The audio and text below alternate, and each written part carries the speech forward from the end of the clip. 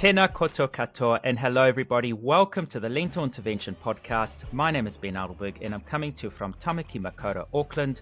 Tēnei ka mihi ke te mana whenua o Aotearoa, and we acknowledge the local tribal authorities of New Zealand. And g'day, I'm Emma Strutt and I'm currently coming to you from Darrinbal country in Queensland.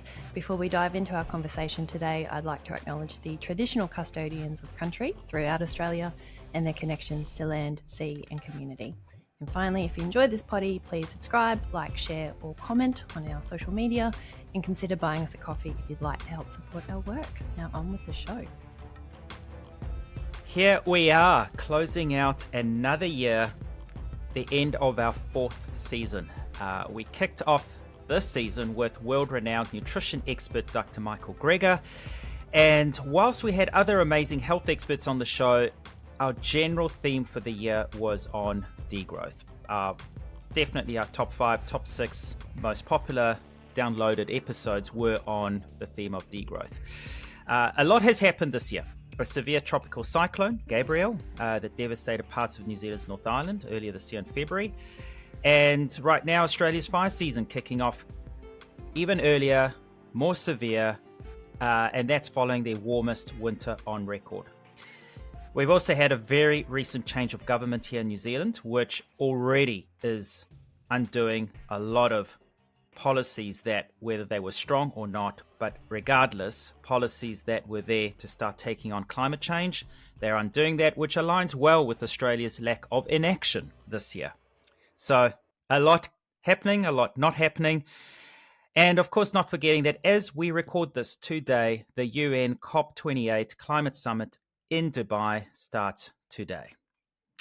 So much to reflect on.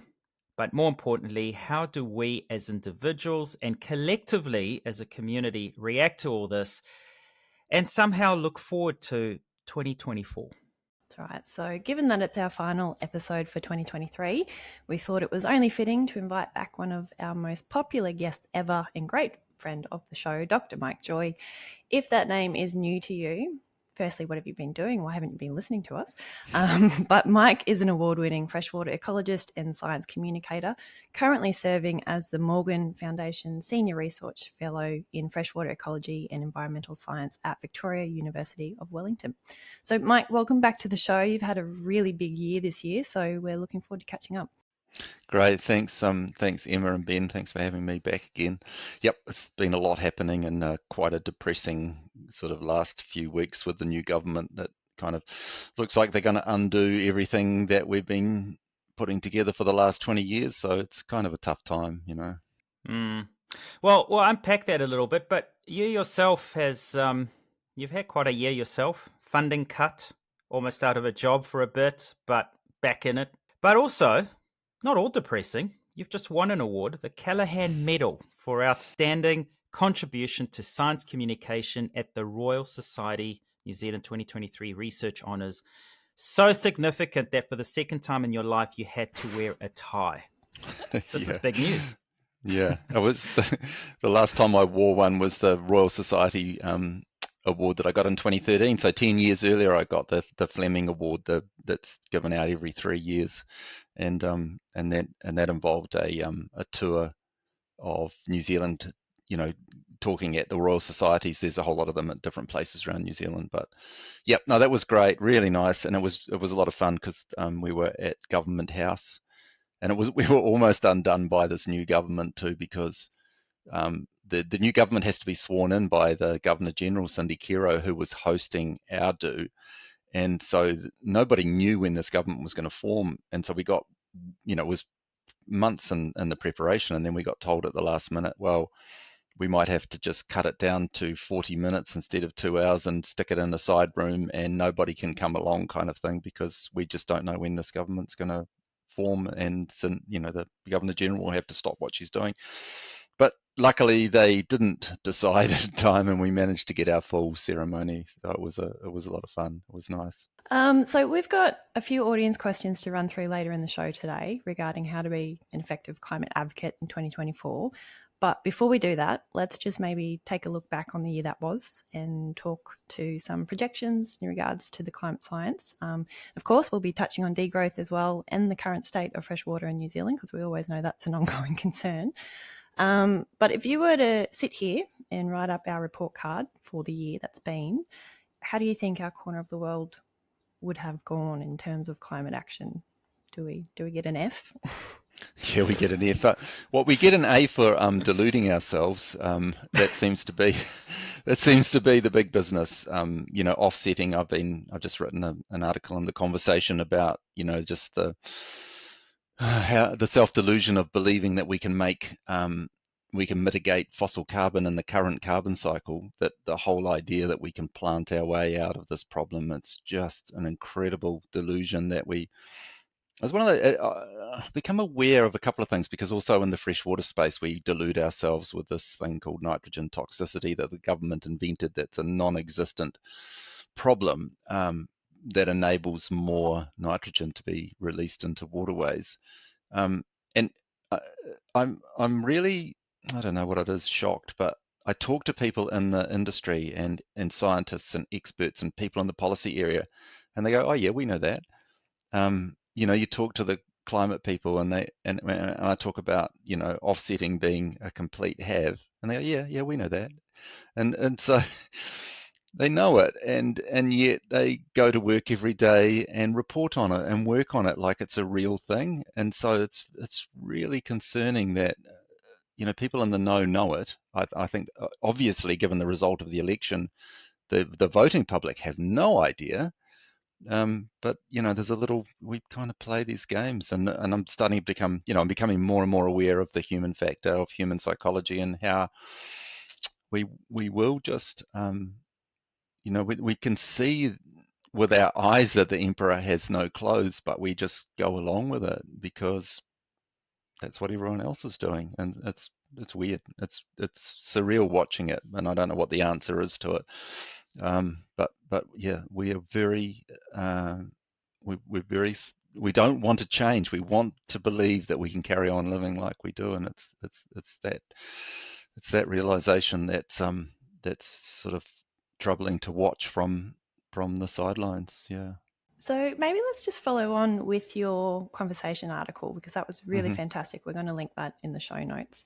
But you were talking about offsetting and the concept of net zero, Yep. and they've become central to a lot of government policies regarding climate change.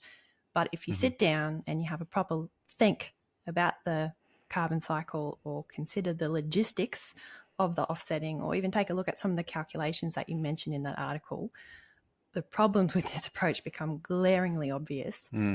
So talk us through this. Why do you think offsetting ultimately is not going to work for us? Well, yeah, I mean, and it's even go back one step, and people need to realize that for every tree we plant at the moment, we're chopping down 2. So we're chopping down trees at twice the rate we're planting them, but somehow we're kidding ourselves that by planting trees. So here in New Zealand, we do it. We count our emissions for the year, and it's 76 million tons. This is just off the top of my head.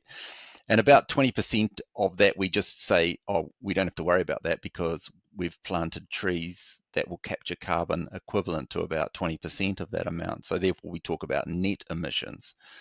So we magically wipe out 20% of our emissions by claiming that it's been taken up by trees. And trees do take up carbon. I'm not disputing that at all. And a carbon atom now, in this current cycle, is identical to a carbon atom in history, but that's where the similarity ends, because we have to understand that at any given point in time, we have a carbon cycle with sources and sinks, with carbon moving through different sources and sinks through natural processes, and they're in a dynamic equilibrium. So the sources match the sinks, and any given chunk of time, that's constant. So we can't. So what we're doing, but then when we found fossil fuels, we started taking carbon that was sequestered in carbon cycles more than 65 million years ago. So releasing them in the current carbon cycle is additional carbon. It's not part of the carbon cycle. It's not part of that equilibrium. It's a new carbon that, realistically a new carbon. And so the idea that this new carbon can be, so if we plant all the trees back again, or plant a tree, all we're doing is replacing the carbon that was lost when that tree was chopped down. Or plant a forest that, all of that area was forested. So all we're doing is putting back. So a huge amount of the carbon that's been added to the atmosphere has come from land use change, from chopping down trees. And so, yes, we need to replant these trees. We do, but that's not offsetting fossil carbon. It's offsetting the carbon that was lost when we chopped those trees down. So we plant all the trees, put all the carbon back in the soil and all that. Imagine if we did that, that would be great. That would take us back to zero, to balance again. It hasn't accounted for 1 gram of that fossil carbon that we released. So that's what I mean by it. I hope people can get that. That's how delusional we are. We think that by planting a tree that captures carbon. But yes, it does, but it captures the carbon from the tree that was chopped down, not the historic stuff. And that whole emissions trading scheme is based on that same delusion, where we delude ourselves that we can offset or mitigate fossil carbon by planting trees or building renewable or whatever it is that we've, and in many cases it's just a promise not to chop down a forest that we were going to chop down. So these things are so bizarre, but that would be bad enough if it was just that we were deluding ourselves and we're silly. But it's worse than that, because what happens is that we justify burning more fossils. We justify the flight to London by saying, oh, we'll plant some trees, when they do not do that. So all it does is encourage us to burn more. The delusion is bad enough, but the delusion that, so I talk about dangerous trees. Trees are great. Any tree is a good thing. The dangerous tree is one that we plant under the illusion that it's going to take away the impact of the fossil carbon that we're releasing. So it's just, we have to grow. I just feel like we have to grow up. What we're doing is just acting like teenagers at the moment, and somebody needs to give us a slap around the ears and tell us to grow up and face this reality and stop kidding ourselves about it. What about talk about delusions? We can make this a theme for this part of the conversation.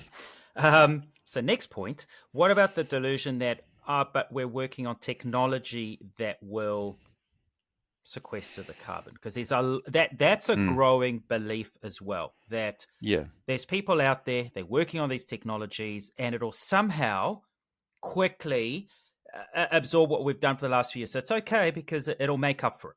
Yeah, and the fossil fuel industry is very heavy into this scamming us on this. So there are technologies where you can inject that carbon back down into the ground where you took the oil out from, but it's there's so many problems with it. The IPCC has identified that in most cases it will leak back out again. You can't kind of contain it down there. But even if you could contain it down there, it takes so much energy to do that, that it would basically take half of the energy that you get out of the fossil fuels. So it halves your net income from the fossil fuels, your net energy income, to stick it back down again. And this is where we run into this, and I don't know how good I am at explaining this, but the energy return on investment, the energy return on energy invested, not dollars invested, but energy. So we know that's in sharp decline already in fossil fuels, where all of the easy oil is gone, and so now we're into the hard stuff, and so the global average is somewhere around 14 at the moment. So 1 barrel of oil will get us 14 back again. It's gone from sort of 30 in the 70s, 100 in the turn of the century, 2 centuries ago, when we turned into the 20th century, and so that has huge implications, because the energy that we have to put into getting the energy is going up, and so if we go, so it's down to 14. Well, if we have to sequester that carbon, then it goes down to 7. because you've taken half of the energy away, sticking it back under the ground again, and that's declining fast as well. And there's plenty of studies that show once you get below, sort of 2 digits, once you get below 10, you're definitely in a situation where there's just there's no excess left over to run the kind of economies that we have at the moment. They're dependent on there being a really positive return on energy invested. And so that's where we can do it on a very, very, and it has been done on a tiny scale. Like the last paper I saw, we've sequestered the biggest sequestration, plants in the world have sequestered about equivalent to about 3 minutes of our of our year's worth of emissions. So it's tiny. It's almost immeasurably tiny, but massive amounts. I mean, if you see the pictures of these plants, obviously huge amounts of non-renewable materials gone into building these plants. That nobody ever seems to think about. Yeah, let alone the money. Diverted to something more effective. Yeah. So speaking of the reduction in return of energy investment, talk about still being delusions, and this is going to become a segue into degrowth. Renewable energy, because this is the other big thing right now that, just switch over to renewable. Our corporate policy is to switch over to renewable energy, and that's going to help us achieve net zero. Yeah. There's a big problem with that as well. Oh, there's a huge problem with that. I mean, the thing to think about for a start is that it's the energy that's being captured is renewable, but the infrastructure and machinery that we use to catch it is rebuildable or replaceable energy. So, wind turbines and solar panels, 20, 30 years if you're lucky, and then you have to completely replace them. So that's one of the delusions that needed to be pointed out. I've got the latest data from the IEA, the International Energy Agency. And these are just broad figures, but hopefully the listeners will understand the implications of it. So for offshore wind, it's about 10, and for solar it's about 7, and onshore wind is about 7. And those numbers I'm going to explain. That's 7 to 10 times more material required per megawatt hour, per unit of energy. So I want people to think about the fact that we, in I don't know, Ben and Emma, I guess we need to go back to just reminding listeners that we have multiple crises. It's not just a climate crisis. We have multiple crises which are all so our oceans fished out, our biodiversity crashing, our massive increase in the number of the biomass of animals on the planet, that is us and the animals we eat, leaving about 3% of the biomass of animals on the planet that are wild animals, the crash of insect populations and all that kind of stuff. So multiple, all symptoms of the same thing, which is overshoot. So you imagine, so you've got this planet that's teetering gone over these boundaries, but teetering on the collapse of life supporting capacity.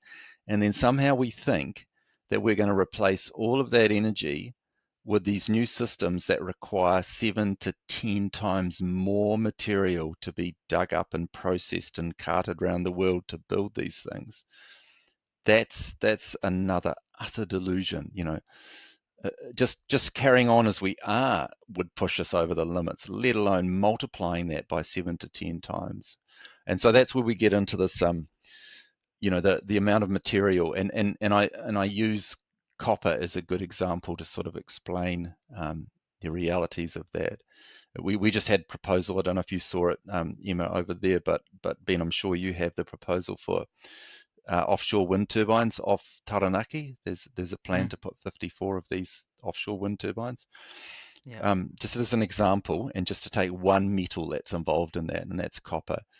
Each one, and this is figures from the IEA again, each one of those medium-sized offshore turbine will require 60 tons of copper, each one of them, for connect it all up to, bringing it onshore and to the machinery that's involved in it. Just the copper, the rock to metal ratio. You can look it up online. Rock to metal ratio of every metal that we mine for all of these things. There's a ratio, and that means that's how much material has to be dug up. So for a ton of copper, you need to dig up 513 tons of material, put it on a truck, take it to the processing plant, spend all that energy processing it. You split the copper out the end of it, and a great big slag heap of rubbish to go back, but of material that you process to put back somewhere in a tailings dam probably. But that 513 has been going up every year and will continue to go up. This is the crucial thing to understand, is that all of those materials that we're using, we've taken all the easy stuff with them, just like the oil. We've found all the easy copper, and now we get into the really hard stuff. So it's 513, now. In another 10 years' time, it'll be 600 or 700, the rock to metal ratio. We'll have to process more and more material. This is where the two issues, and please, everybody, remember that all of this renewable is made from fossil fuels, and so while I digress a bit, but it's something that really bugs me, is that I see all these headlines. Solar has never been so cheap. Renewable is so cheap that it's cheaper than fossil.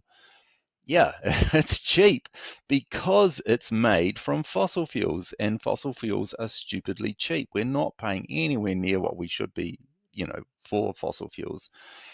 So whenever you hear that, my immediate response is, and I do this on LinkedIn and online all the time, oh, great. So tell me the price of renewable made from renewable. Give me the price for a solar panel made from solar panels. And it would just be, and you just think the first generation of solar panels are made from fossil fuels, so it might look even doable for the first generation. But then when that's gone and you have to make the solar panels out of solar panels, the energy from solar panels, imagine having to, all those trucks that are digging up that copper in South America and transporting it at 513, rock to metal ratio, all being powered by solar. Then the price would be unbelievably high, and so that's the kind of reality we have to face. So you've got this multiplicative problem where the energy return on investment of the fossil fuels is going down, and the rock to metal ratio, or the ore concentration, is going the other direction. So you have to dig up more material to get the same amount, and you have to get more fossil fuels to get the same amount of energy out of it. So those things work as a double kind of negative feedback to make the future look even more impossible. So it just means that it's going to be harder and harder and harder to get the materials, let alone the fact that a lot of these materials that just there isn't enough of it to do what we want to do if we're thinking about matching what we have at the moment. And this is where the only answer for a sane person is degrowth, because if we try to match the current energy use with renewable, then we're gonna kill ourselves. It's suicidal to try and think that we could do that. And so then if you think about, and I guess this is a good time to introduce the fact that the only advantage I can think of being an old dude like me, is that I can look back, and I've actually got records. I've found the records on a database in New Zealand for per capita energy consumption, total energy consumption in New Zealand. I can hear all these people, that listeners, going, oh, but we're 80% renewable in New Zealand. Well, no, we're not. Of our total energy consumption, it's 28% renewable in this country, and it hasn't changed since 1990. It's just cruised along at 28% renewable of our total energy use. But in my lifetime, it's our per capita energy has gone up almost three times. It's almost trebled in my lifetime. So all of that solar and wind that we've added in the last, or since 1990, where we have records, has not got us anywhere. We've just kept up with the growth in energy consumption. So we've done all of that harm. We've mined all those materials. We've built all those things. There's all those landscapes that have changed, and all those roads and all those concrete foundations and everything to get us nowhere, to just keep up with our increased consumption. So that's why I'm not anti-renewables. I'm anti us kidding ourselves and adding all of this stuff and doing all this harm to just so we can have more junk and more toys in our lives, and not. And but the advantage I was trying to come back to with being old is that I know, and you can ask your granddad or your grandmother, who was around in the 60s. Was life terrible when you had a third less of the energy that we have today? And they will tell you that no, it was, all of the stuff that we kind of are convinced that we couldn't possibly live without hasn't improved our enjoyment of life, or our any part of our life has not been improved by that extra energy. I make jokes about it all the time. I mean, we used to wind up the windows in the car by hand, and we used to shut the back hatch. Not that we had hatches on our cars then, but didn't have a little motor to do it. I mean, all we've done is just added, and we used to scoot our own scooters with our feet rather than a motor in it, and we used to pedal our bikes without having a motor. Like all of this stuff that we keep adding to our lives. Does it really make our lives better? Well, I can tell you from my experience that it hasn't. It doesn't. And so if there's a positive, then, I'm not big on positives. Everybody calls me Dr. Doom, but I can tell you just from my life experience and situations that I've lived in on very low energy, it's not the end of the world, It's made to be scary, but it's not at all. And there's another important layer to add onto this whole renewable energy concept. And our regular listeners will recall back last season, Associate Professor Dr. Professor Simon Michel, mm-hmm. who explained, and using copper as an example, that, okay, so let's put it all aside. It's expensive, it's a ridiculous amount of mining, but let's do it anyway. Of the reported global reserves of copper in our Earth, there is only, rounding approximate figures, about 20% of what we need to transfer everything across. So that's already a problem in itself, is that we can't even transfer a whole energy system into renewable. Plus then the whole concept, and I remember this more clearly with say, if we went down a nuclear path, but the whole thing about how you discover mines, how long it takes to actually develop a mine into a working mine and all that. So there's that extra layer as well, that even if we want to delude ourselves and think, nah, Mike's wrong, we can do this, but there's not enough of it. So that's also an important component.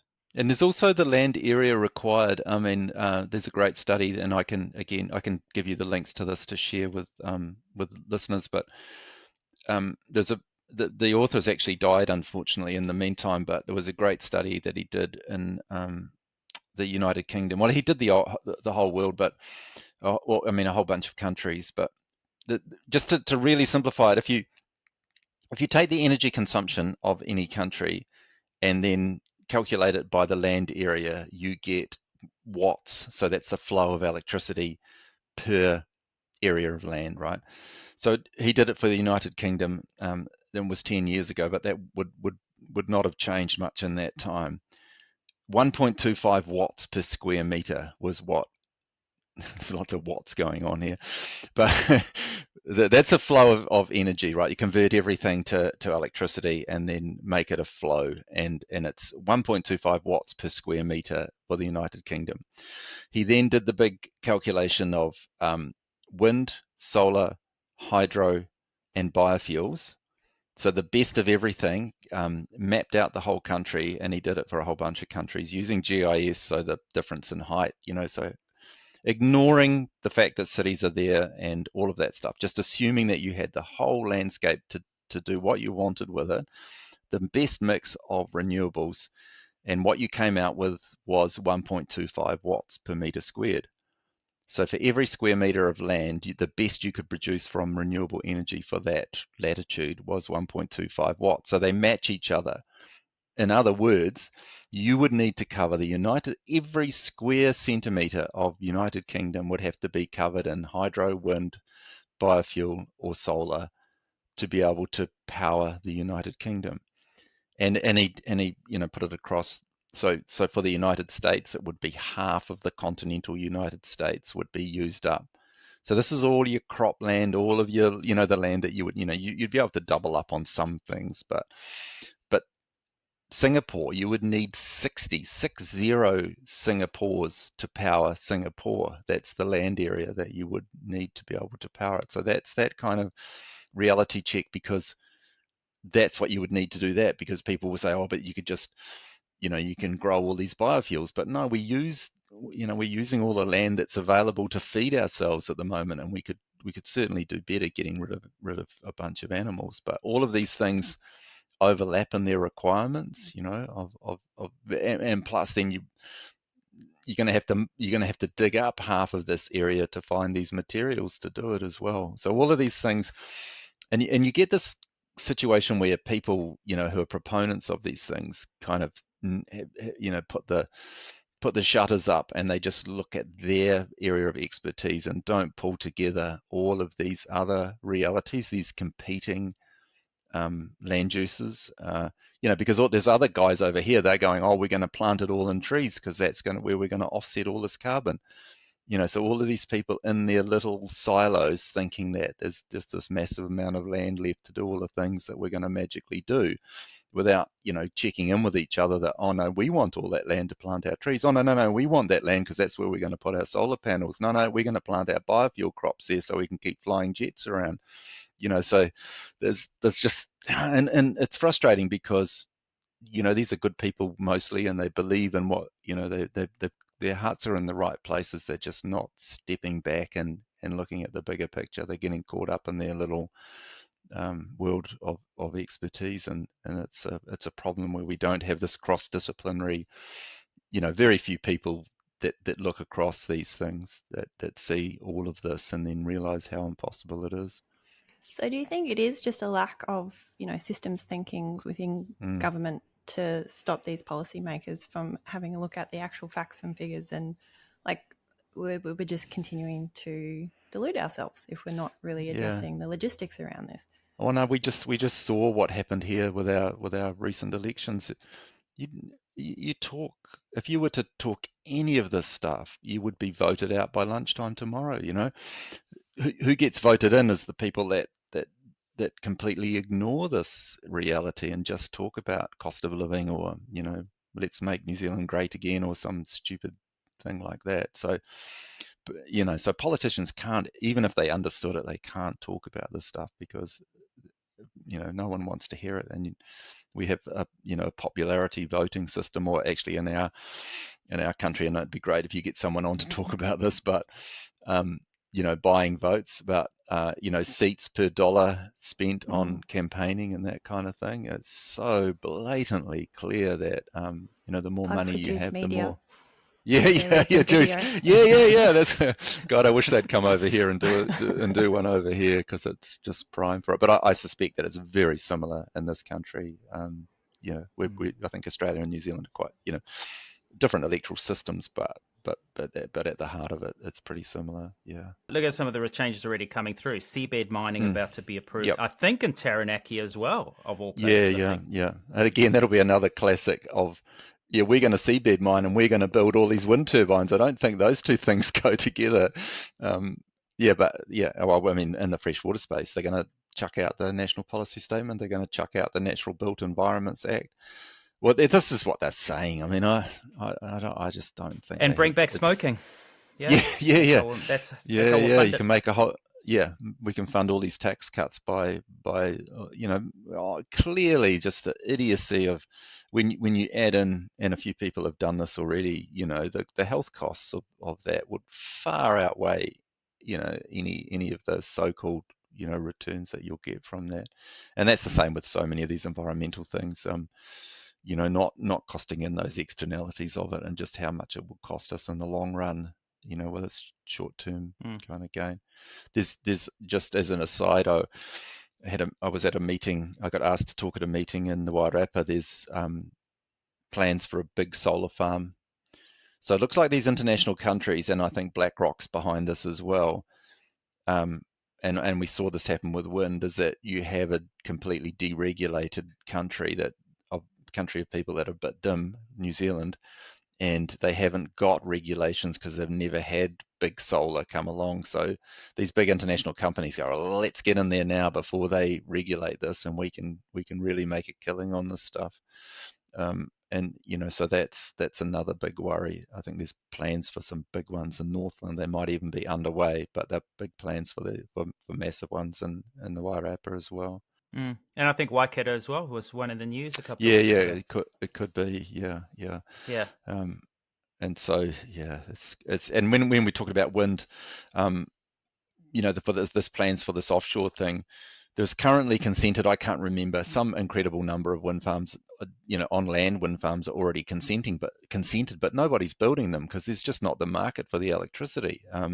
At the moment, we've got, as far as electricity goes, because we've got all of this other work being done by fossil fuels, there isn't a big market for, it's just not worthwhile building these turbines. The income you'll get from them is not worth it.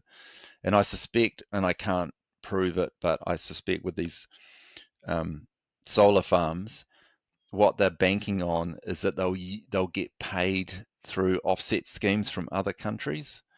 So other countries will be buying offsets, and so they'll be able to get money from offsets to build solar here, whether there's a market for the electricity or not. I mean, dumping a whole lot of electricity into the system in the middle of the day is where we don't have much use for it at that time. It's those early morning and late afternoon peaks that we need it, and that's when the sun's low in the sky and we're just not getting that kind of thing. So it's really hard. I don't think you get any kind of sensible and plus the infrastructure that's just not there, the grids to handle it and all that kind of thing. So but we'll get silly stuff happening because it's a money-making venture for some big international company to come in and do it. Creating some jobs, that's a seller. Yep. Mm-hmm. Some corporates will look good because they'll align with it and say, hey, we're going to draw some power for this corporate from there. Tick, great. Yeah. Get some accreditation with that going. Mm-hmm. It's all that bullshit that happens in that sort of not just governmental but corporate space as well. Anything that looks good, then let's just tick that box. Talking about where we're at the moment, and generally speaking, there's still a lot of everywhere you go, everywhere you read, look, etc., talk of how we can still avoid hitting that 1.5 degree warming. Is that still a goal? Have we hit it? Are we beyond it? For our listeners, straight to the point, that 1.5 degree, which is the most common statement, where are we at with that? No, I think, people in the know have been laughing about that for a few years now, that we're way past that. But I think people can actually see now, looking at average temperatures and all the graphs that pop up on your screen, that we're way above the 1.5. I mean, it will take, that 1.5 is based on an average for 5 years, I think. So it'll take 5 years before it's officially gone. But in the meantime, we can see that we're boosting above that already. Yeah. So that's another one of our delusions. Add that to the delusion list where we kid ourselves that we can stay under this level when we can see that it's runaway, going past that at the moment. And to add to that, globally this year was the first time ever where scientists could provide a detailed assessment on all the 9 planetary boundaries, and we're in the red for 6 of those 9. Yeah, that's right. So, that research hardly made the mainstream news over here. I don't know if it was talked about much in New Zealand. It didn't happen here either. No, it's that's really frustrating, and that's why you get the government we get, because this is I'm much more aware that as a science communicator, we failed. I mean, we're doing our best, right? You guys have got this podcast going. I We're mean, Mike, trying. you got a medal for Yeah. communicating. Why are you not getting through to the rest of this Oh, country? right. Yeah. I know. Well, kind of, what does it say? It says if I win an award and I'm not getting anywhere, then what are the rest doing, kind of thing. So, I mean, no, I mean we've been a bit facetious, but we can only go so far if the talkback radio and television aren't coming with us. If they're all still playing silly games, and they're funded by advertising. We have a system where we have a bit of money going into public broadcasting, but the bulk of it is just whoever's got the most advertisers, and so we're not going to get the truth when I open up I open up the morning the post here, the printed paper like I did this morning, and it's on the top of the page is Greymouth Petroleum. It's every page of the paper is sponsored by a big oil company, and so climate gets talked about, but they'll only go so far. It's like they'll talk about stuff that's happening overseas, and they'll get caught up in ramping up talk about renewables here, but never mentioning those facts, like that. That's an MB report that I dug out, that stuff. That's 28% of our consumption is renewable, and that hasn't changed since 1990. There's no stories in the media about that. Nobody's talking the Where did hard. that 80% come from? Oh no, That people believe it's 80%. the 80% is true, and sometimes it's up to 90%, but that's electricity, right? Okay. So Yep. remember that electricity is only a small part of our energy consumption. The real hard work is done by diesel and oil, so all of the huge And big coal. rigs, coal, drying our milk, I mean all of that the big grunty energy stuff. The electricity does lighting and computers and heat pumps and things like that, but the heavy lifting is done by oil, and so 72% of it is being done by oil. I suppose if we're going to struggle to get governments to come to the party if mainstream media is not on board, this is where groups like Degrowth Aotearoa become so important. And you're the first member we've had on since your conference, so you'll have to give us a bit of a rundown on how that all went. It was fantastic. I mean, I think that everybody that went was really inspired by it, especially the second day when everyone was talking about practical stuff. And I feel I'm on the edge. I'm the scientist talking about the inevitability of degrowth, I guess, that we will degrow, whether we like it or not. And so then the choice is, do we do it in a managed, sensible way, or do we wait for the collapse, And I like to use this analogy of, I don't know, there's a big, we're all on a train, right? And we're roaring along this railway line, and we're all sitting in different carriages. Some of us are in first class, some of us are in third class, and some are on the roof maybe, clinging onto the sides. There's a lot of poor people that are really just hanging in. And we're heading for this, I don't know, the Mungaweka Viaduct, and it's collapsed, right? And we're running down the train going, we've got to stop the train. You've got to stop it because that we're going to go off the cliff here. And there's a whole bunch of people, oh no, we can't do that because if we jam the brake, and of course just like the train roaring along the track, the longer we delay, the closer we get to that point, and the harder the brake will have to be. So, 30 years ago, the train was still in Wellington and you could have stopped it without anybody falling over. But the closer we get to where the viaducts collapse, the harder we're going to have to hit the brakes to stop it going over the edge. And we've got all these people saying, oh, no, you can't do that because, well, for a start, my wine glass on the table here is going to tip over and smash, and I won't have my wine. And then the other people are going, well, and then all these people that aren't restrained in their seats are going to crash against the seat in front of them, and they're going to be hurt in the process, and it's like, well, yeah, but if we don't, what's going to happen? We're going to go over the cliff and we're all dead, so there's not like there's some other option here.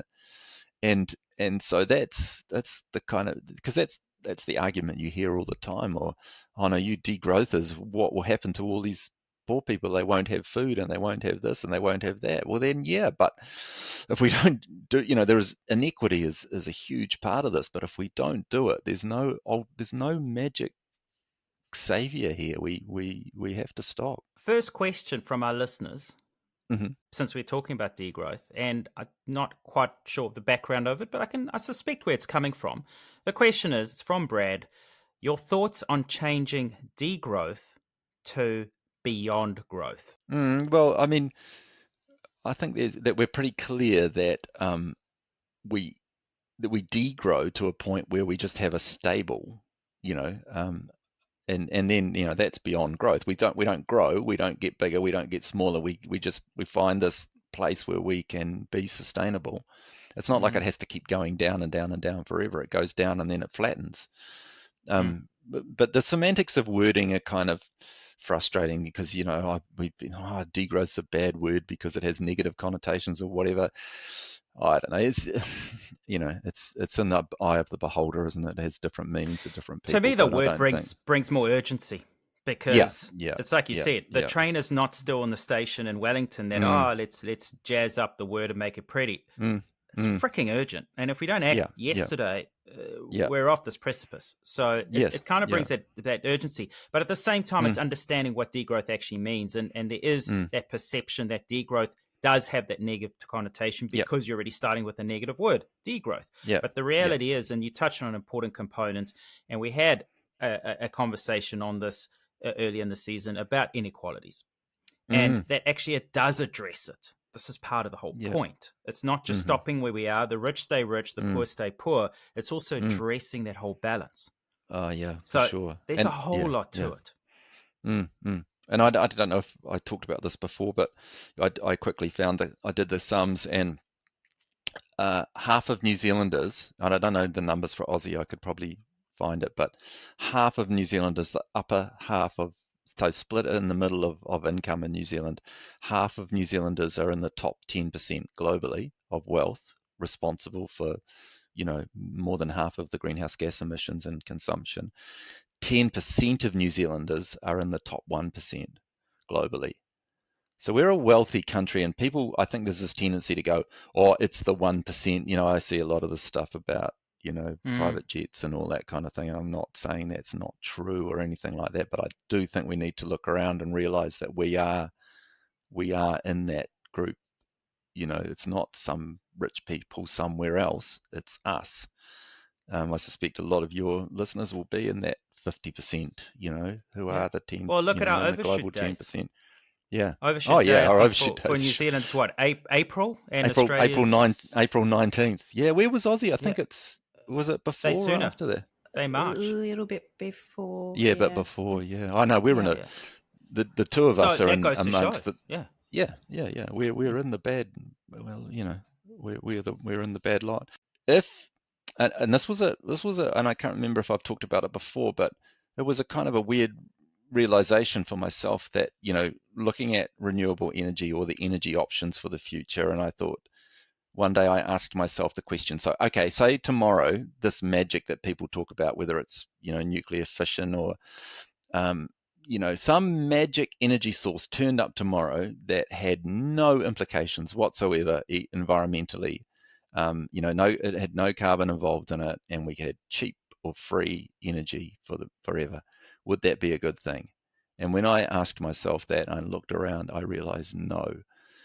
Because what's enabled us to fish out the oceans, to chop down all the trees, to have all those animals, all of the things that we're talking about, all of those planetary boundaries have come about because of the availability of cheap energy, So no, the only hope for us is we run out of energy to carry on with this crazy lifestyle. It's like, thinking about the teenager with just borrowed the credit card or something like that. The only thing that's going to stop them going crazy and partying and wrecking the place is when they run out of energy, is when they run out of money. Or for us, it's energy. So that's quite a sobering thing to think about it, because we kind of concentrate so much on it. We're very lucky in these two countries, and we really should be stepping up to the plate and taking more responsibility, because look at our neighbours, like all the small island developing states, they're getting smashed by extreme climate events, and they don't have the finances behind them to deal with that, and we're causing the problem. Yeah, I mean, if you look at some of those places, they're in trouble because, well, I keep thinking of Nauru because we exploited the hell out of that to boost farming in this country, and so we've sort of profited. We're rich. We're in that rich place because we exploited these other places that are in trouble now. So we really have to start facing up to some of those realities. Yep. And like even to take that to the extreme end of things, the Marshall Islands, where all the nuclear testing was done by the US, like that's now leaking because of sea level rise, and the US aren't really helping them come to the party and fix that. Like, no, it's and a lot unethical. You could chase that wealth of the US back to having that nuclear threat to be able to do what they've done. So those weapons developed at the cost of those other people. All right, so before we get into the rest of the questions, just quickly pivoting, freshwater in New Zealand. Can you provide us a bit of an update on the state of play regarding freshwater and the nitrate levels? I see Greenpeace recently launched the Know Your Nitrate map, and there seems to be a fair few red areas there. Yeah. Oh, yeah, no, that's the reality is that, no, it's not getting any better at all. And we just had another report fresh out today. Well, I had a embargoed copy until 5 a.m. this morning. I don't know why 5 a.m. on a Thursday morning is the embargo time, but yeah, so this is just a study where they looked at the current limits that we have under the National Policy Statement and how much change would you need to have to be able to meet those limits, basically. So we've got a whole bunch of national bottom lines for some things that we measure in freshwater. And I've talked about it before, and I could go on again about it all night, but we have this completely fake limit based on nitrate toxicity. But even to meet this fake limit, which is 5 or 10 times higher than what it should be, the level of change required is massive, and that's what this report looked at. And for example, my favorite Lake Ellesmere, Te Waihoro in Canterbury, the amount of nitrate going in there at the moment was 3,690 tonnes. And to meet the national bottom line, the maximum that should be allowed to go into that lake was 290 something. So that's, we're not just, this is the thing where people think, oh, we just cut back by 10 or 20% and we'll be right. It's and that our big study that we've talked about before, where we looked at the footprint of making milk in Canterbury, and we're showing that you need like a 95% reduction in the amount of nitrate going into fresh water to have a hope of having healthy and drinkable fresh water in the future. So that was, it's kind of buried in the fact that you write a report to say that if we meet the national policy statement, we're going to have to make all this change.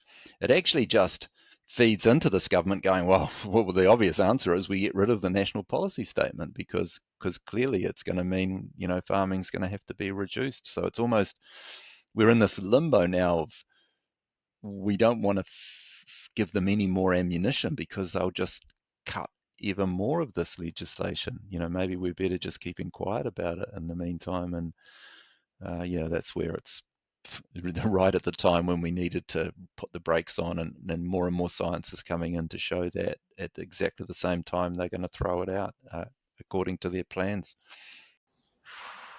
Okay. So here's a question from Sam.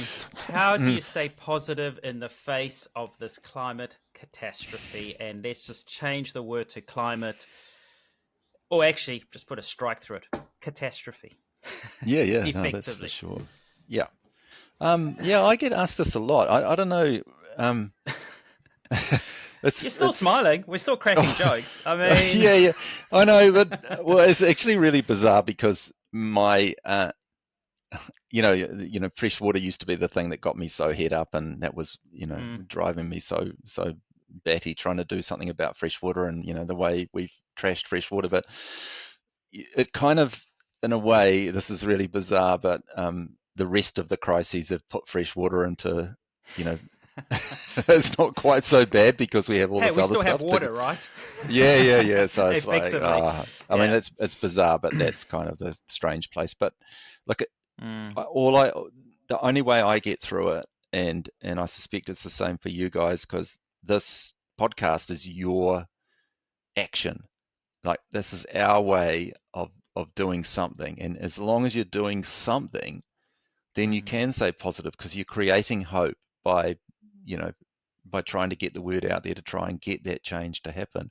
And so that's what I say to young people, who just get completely kind of flummoxed by how bad everything is. But then once you start doing something, even if it's small, you can then handle it, because you're doing something about it. The worst thing is just to sit back and go, oh, I can't do anything about this, it's all too bad, and do nothing. And then you'll get buried by it then. But if you start doing something, you create hope doing that, and you can survive. Is it? I suspect it's the same for you guys. Grounded hope. We've spoken about this for years now, and actually we had a wonderful conversation with a recent guest, a UK ultramarathon runner, and he calls himself a hypocritical environmentalist. Yes. And the whole notion around that is, don't let the notion of being imperfect stop you from doing anything, because sometimes it's, well, what's the point of doing this if I'm not going to do that? I'll stop driving, but I'm still flying. So what's the point of stopping driving? No, stopping driving is still a positive action, and you might still need to fly. I mean, these are, sort of extreme examples. But so true. Yeah. But, that's so powerful, because no one is going to be perfect, and none of us are. But, we all take action in very different ways, and in some very meaningful ways. So, yeah, I think that's important, is that it's exactly what you said, and it's exactly what we always say, the collective amounts to a lot. It's very frustrating. We look at government policy at the moment, and it's really frustrating seeing how much is going backwards, to, in some cases, trying to be leading with, like, banning smoking, to now regressing that. I see a lot what's happening in the corporate world, and I just bang my head every single day. It's sort of, do you want change, or do you want to pretend you're making change as a corporate? And then, of course, what you see around us every day, walking down the street and just looking at general population behavior, and it's easy to lose yourself. So couldn't agree more. Yeah. Well, I think that Greta Thunberg, she nails all of this stuff so well. But I think I've said it before, that about hope. People need hope, right? So I say, okay, so hope that you'll get lunch tomorrow and see how you get on. You don't. It's not something you can just grab. You create hope by doing something to be able to get, grow some food to have your lunch tomorrow, and then you've given hope. It's not just it's not a noun, it's a verb, hope, and you make hope. All right, flowing on from that then, this question's from Tamara. What can I do as an individual that will make the most impact in the short term and the long term? Well, it depends where you're starting from, but in most cases it's diet.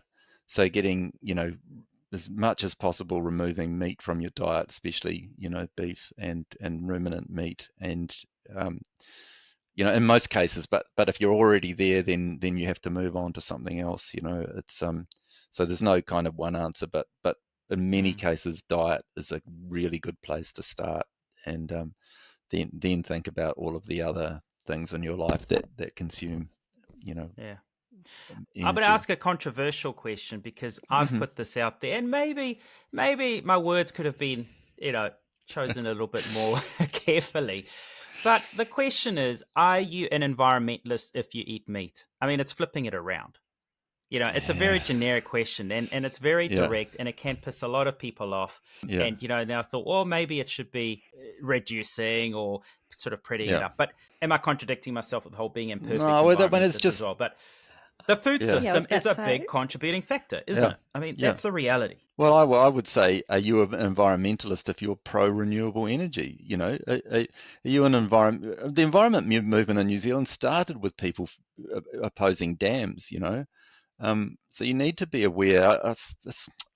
It keeps coming back. It's like, young people I know who are vegans, and they become vegans because they're really worried about a whole lot of environmental and ethical reasons around animals, but then they don't apply the same level of curiosity to where that product is that they're buying instead of the meat. and so if you do that, then great. But we need to. I don't want to tell anybody how to live. I'm not in that space. I'm a hypocrite, and I admit it. I don't eat animals, but I tell you what I've thought about recently, and I thought of many examples of this. But I would, if someone goes and kills an animal and eats it, then good on them. But the people who go to the supermarket and get meat, I mean, I want them to go to the abattoir, and I want them to go to the killing room at the abattoir, or the place where they kill the chooks or whatever, and spend a couple of hours there, and then see if you still want to eat meat after that. And go go around New Zealand to some mines. Go and ask to visit, and you're going to get the greenwashing from the mining company. But go see tailings dams and learn about how the impacts of that. If you're gonna, there's so many of these things where we are so disassociated from the harm that it goes with our choices that that's where I feel that's really part of why we delude ourselves, because we never have to face seeing that reality. It's maybe if every kindergarten or school had to go to an abattoir, sort of a field trip to an abattoir killing room, then we would really change some of the behavior that we have, because we just become so disconnected from the harm that we do. And then follow that up with some therapy sessions. Yeah, well, no, it would be really, no, because you wouldn't do it after that. So there wouldn't be around for the next generation to have to go and see, because nobody would want it. I mean, it's not. Some people can handle that, and they're okay. Out of sight, out of mind. That's the usual story. That's the issue, isn't it? Yeah, and that goes for renewable as well. We get the nice shiny solar panel, or we get the nice Tesla or the battery car. We don't have to see the harm that goes with it, and so we can disassociate ourselves from all of that stuff. So, question from Alan: what needs to change to promote better education and awareness on climate concerns? Listen to this podcast. I mean, yeah. Yourself. Well, but in all reality, I mean, for teachers, educators, and so on. I mean. How do we promote it better? Well, I think we got to follow the money, and clearly, if we follow the money with you two, you're not in it for the profit. You're not doing this for follow the money. You'll end up in our back pockets. Yeah, I know exactly. You're funding it. So you got to think about, if you're getting your information from Media Works or any of these big companies, I know that they sign deals with Fonterra, they got, it's just it's so corrupt, and people are getting what they pay for, or they don't pay for. That's, if you don't pay for it, and this is, in your case, you're doing it out of the goodness of your hearts or your beliefs, but most of that media people need to be thinking about who's profiting from this, where's the money coming from, why am I seeing this, who's paying for it, and if they would apply that kind of critique to it, you might start to think about why you're seeing this particular view of the world. It might make more sense if we could see through the product placement and the advertising dollars that have gone into it. Another follow-on question that goes nicely after that is from Jenny. How important are my actions as an individual when businesses and governments aren't doing their fair share? Yeah, I know, but it's kind of, and I see lots of this stuff. The oil companies are the problem, and they just want you to be, seeing, your carbon footprint and all that.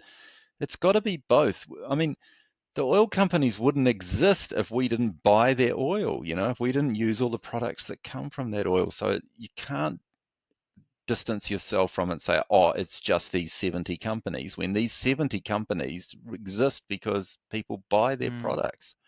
So it has to be both ways. We can't just cut ourselves off from it. But I do see the future, and this is very much part of degrowth, is that the only way we will survive in the future is as communities again, as small communities, supporting each other, and all of the kind of unpaid things that are so important to our lives, but don't count in the economics textbooks is the future. And so, individualism is non-existent. We can't survive as individuals. We need communities to survive, and so that and the pointlessness of blaming corporations while we keep buying their products is also part of it as well. Yeah. Emma, did you send Mike the questions? Because he's segueing so well from one question to the next. Because the next one here from Natalie is how can communities best come together to drive positive change in action? I mean, that's a big component of degrowth, isn't it? Oh yeah, I mean, I see bits of it in my life because I live in Pakakariki, which is, I don't know, there's 1,000 odd houses here, and so many positive community things, and that's what the second day of the Degrowth Aotearoa conference was really just what the theme that ran through all of these positive things that are happening is that they're small scale, people doing things not for money, but because they can see the positives, and you do something for me and I do something for you, and we get back to that kind of supportive, like it happens in households. All of the things that are important aren't paid for. It's all of the things that matter to us as humans don't have money involved in them, but somehow we get caught up in this thing. And another little thing that's been happening to me very recently is I think it came up at the conference actually, this idea of capitalism as a cult. And we're all in this cult of the cult of capitalism, and we're like people that are caught up in a cult. And I've been looking, there is psychological assessments and processes and programs you can go through to kind of get yourself out of a cult. I think potentially we all need to go through, because all we've ever known is this cult, that we just, it's so much part of our lives, and our parents and our grandparents, and all we've known is this world of living in this cult. And even though it's so incredibly harmful, like most cults are, they have terrible impacts for the people that are caught up in them. Maybe one day you could get a psychologist on to talk about how you get people out of cults, and we could start thinking about ways of, a 12-step program or something to de-cult us out of capitalism, because you can so clearly see that it's leading us in the wrong direction. There's that community outreach Kool-Aid. There's that community outreach program we want to do, Emma. There we go. How to exit the capitalist. So, Mike, to start wrapping up, let's look ahead now. 2024. There's lots of problems, 99 problems, and where do we start in 94? I mean, there's the ongoing and increasing amount of greenwashing around us, empty promises, again, delusions. Everything you buy is offset. You're planting a tree. Come with us, sign up with us. We're a corporate. We're signed up to this program that's environmentally better. All this bullshit around us constantly every day in the mail outs and in marketing on shopfront windows and in corporate manuals and et cetera. Navigating through that, what are some of the sort of tangible actions that we should start taking, or not start, maybe be doing better? We're already doing them, but doing them better going into the new year. What are some of the important things we should be focusing on? That 1.5 degree, it's there. So let's stop talking about that. It's going to get worse. We need to accelerate our action. We're talking a lot. What should we be doing? It's a tough one, but I think that where you can see for your own eyes the chain. So buying food that's grown locally, or by your friends, or in your own garden, and buying stuff that's made by somebody and so cut out the bullshit by trying to make everything in your life free of those kind of organisations that are involved in that stuff. And I know there's a limit to what you can do. And I'm lucky, some of us are lucky enough to have a house with a garden and we can do lots of these things. And I know it's not the same for lots of people, but I think just trying to, wherever possible, to support local, to buy local, not get caught up in the, Amazon, whatever, online buying and all that kind of stuff. Try to avoid anything that involves that those huge chains of globalization is probably a really good start. And we should, in many cases, we can do it with food, and it might mean a bit more work, but supporting local composting and local places, repair shops, all of those kind of things that came up at the degrowth. The degrowth website has lots of these options, so I really suggest that people go to the DANZ New Zealand Degrowth Aotearoa New Zealand website, and there is so much information on how you can kind of bypass a lot of this rubbish. So know the source of your product, whether it be clothing or appliances gets pretty hard because everything's made in one place part of the world. But with a lot of the sort of more tangible things, clothing, food, and all that kind of stuff. Look, for New Zealand, new government coming in place, this can be quite depressing. Seeing a lot of things being reversed. It's frustrating in Australia, seeing, as I said at the beginning, lack of inaction of action. But communities, we don't need government policies or corporates to sponsor things. We can still do.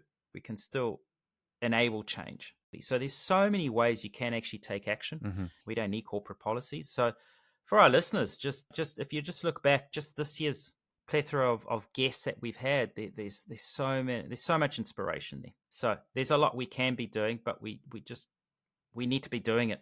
Stop thinking about it and actually start doing. That's it. I'd echo your words there. So stop concentrating on stuff, start concentrating on people and actually do something. So like find your people, find your community, because without a movement, there's no stopping ecological breakdown. So we need to be finding our people, doing something, getting that movement going. Yeah, all the best changes that have ever happened in our history have been from the ground up. They don't come, government's not going to do it, forget it. It's going to come from the ground up. We have to be the change, and we live the change and make it happen. And we have the power if enough of us start doing it. So, Dr. Mike Joy, as always, thank you so much for giving up your precious time. We really appreciate always, every single time having you on the show and sharing your insights. There's a reason why you win these awards for communicating, because you communicated so well, and our listeners certainly appreciate that. And these are the kind of episodes, maybe the numbers are high because they listened to it 3 times. Take notes and really let it sink in. So, a great way to end off this season, this year. Thank you so much again for your words of wisdom and bringing that little bit of extra hope that we all need. Great. Thank you. Cheers. Thank you for listening to the Lentil Intervention podcast. If you found this interesting, make sure you subscribe and share it with your friends.